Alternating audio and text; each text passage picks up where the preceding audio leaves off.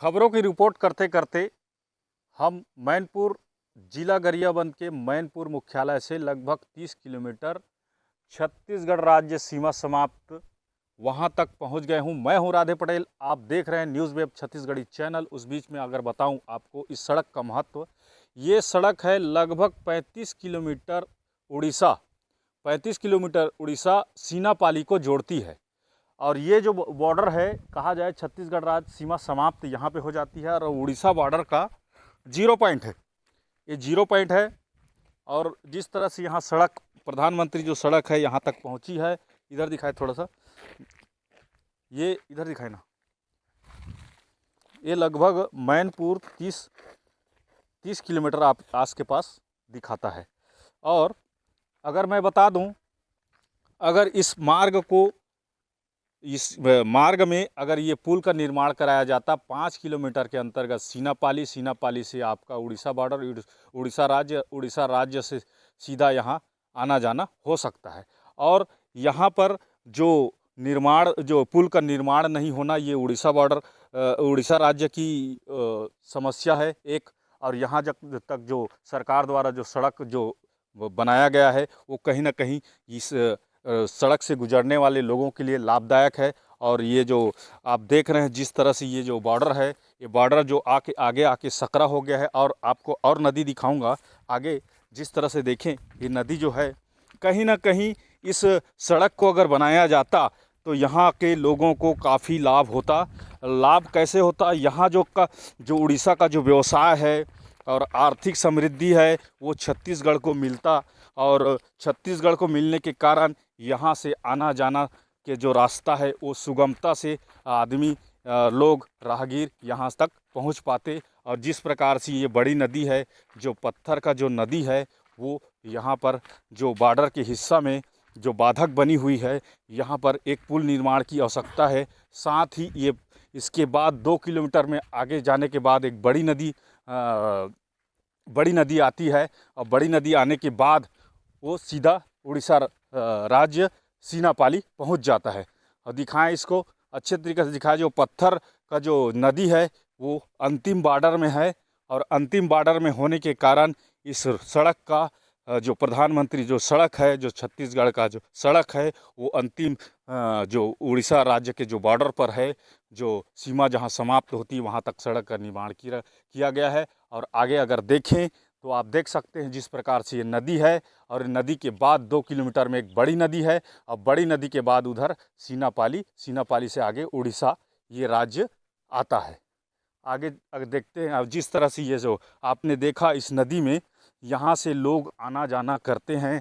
आना जाना करने के बाद यहाँ जो लेन देन और जो यहाँ का जो सामग्री है, अगर इधर छत्तीसगढ़ से उड़ीसा, उड़ीसा से छत्तीसगढ़ अगर ले जाया जाता तो ये जो दूरी कम है, जो मुख्यालय गरियाबंद से और मैनपुर मुख्यालय से जो दूरी कम है, वो अगर पहुँचने के लिए यहाँ जो राहगीर अगर पहुँचे तो कहा जाए कि कहीं ना कहीं ये कम दूरी तय करती है।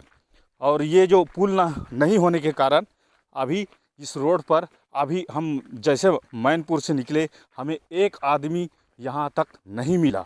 ये राजा डेरा एरिया है, राजा डेरा कहा जाता है। राजा डेरा के बाद ये उड़ीसा बॉर्डर आता है।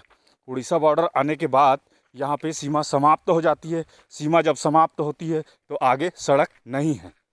और आगे हम आपको इसलिए नहीं दिखा पाएंगे क्योंकि हम वहाँ तक नहीं पहुँच पाएंगे। तो जिस तरह से देख रहे हैं, ये छत्तीसगढ़ सरकार के द्वारा ये सुंदर प्रधानमंत्री सड़क बनाया गया है।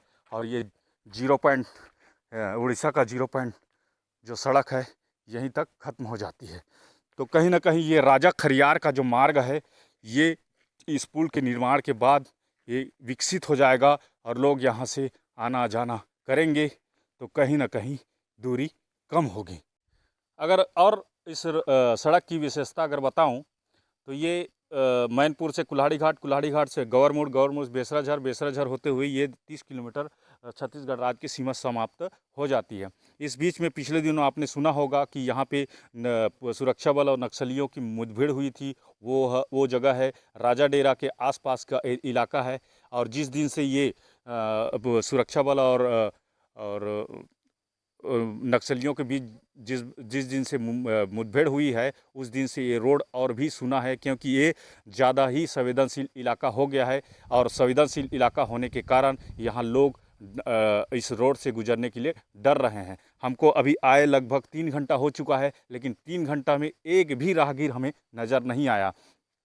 तो कहा जा सकता है कि कहीं ना कहीं ये जो सड़क है उस पे चलने के लिए लोग घबरा रहे हैं और चल नहीं पा रहे हैं, और कहीं ना कहीं ये संवेदनशील इलाका होने की वजह से इस सड़क जो है वो सुनसान नज़र आ रही है। हम और भी आपको एक दृश्य दिखाएंगे जहाँ पे मुठभेड़ हुआ था, और उस इलाका को भी दिखाएंगे जहाँ मुठभेड़ हुआ था, और उस बीच में हम ये बताने की कोशिश करेंगे कि जो ये मार्ग है, और ये जो मार्ग जो राजा खरियार और उड़ीसा को जोड़ने वाली जो मार्ग है वो कम दूरी तय करके ये सीनापाली और राजा खरियार पहुंचा जा सकता है।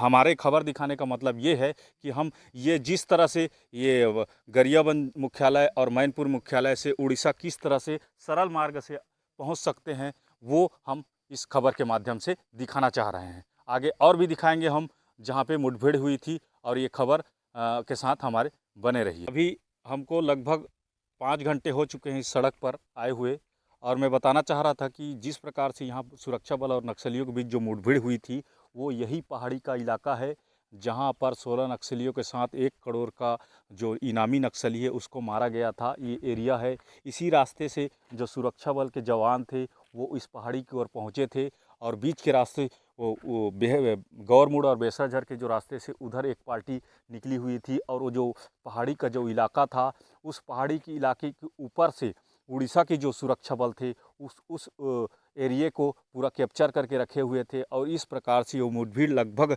3 दिन जारी रहा। उसमें 16 नक्सली मारे गए थे, चलपति जो जयराम उर्फ चलपति वो भी मारा गया था, और इस कारण से इस रूट पर अभी तक हमने एक व्यक्ति चलने जो राहगीर है उसको नहीं देखा हुआ है।